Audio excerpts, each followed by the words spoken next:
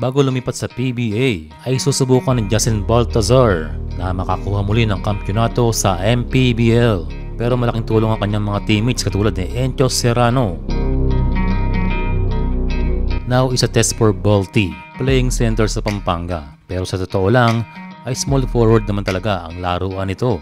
No choice lang talagang maging 5 and possibly pagdating ng PBA ay ganyan pa rin. Pero wala naman siyang no choice. Well, na technical nga pala itong si Kempayan matapos drawing itong si Balti after ng inside move. Pero binawian siya ni Baltazar at pinostehan at kinatawan itong si Kempayan. O kita nyo, sentro ba yan? Nagdadala ng bola. A nice pass to Concepcion for a 3. Pero bumawi si KJ Cañaleta sa kabila, ang nag-iisang veterano na parang batang maglaro.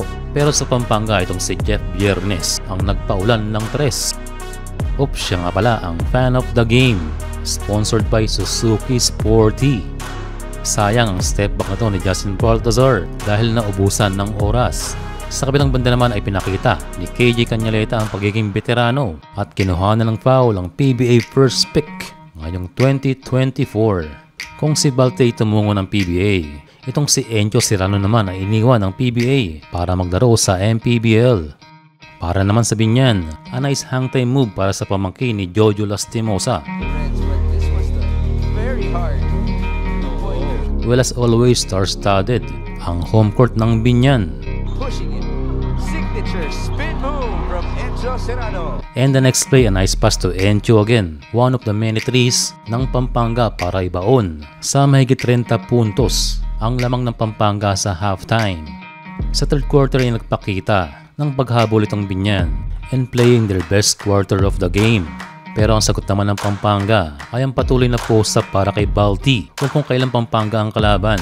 Saka pa hindi naka-schedule sina Mark Pengris. Below 4 minutes sa third quarter ay pinasok na si Alonte na parang Jeremy Soho ng buhok. Sabi naman ni Loisa, 30 na lang ang kalamangan.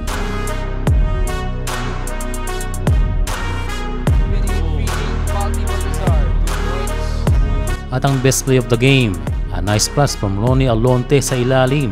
Well, artista man ay may laro itong si Alonte. At sino nga bang hindi kikiligin sa magandang pasa? At ito ang replay. Take off that shot. Ang storya ng game na ito ay ang outside game ng Pampanga. Malaking factor din ang presence si Balti sa ilalim. And for Binyan ay si KJ Cañaleta talaga ang lumalaban hanggang sa huli.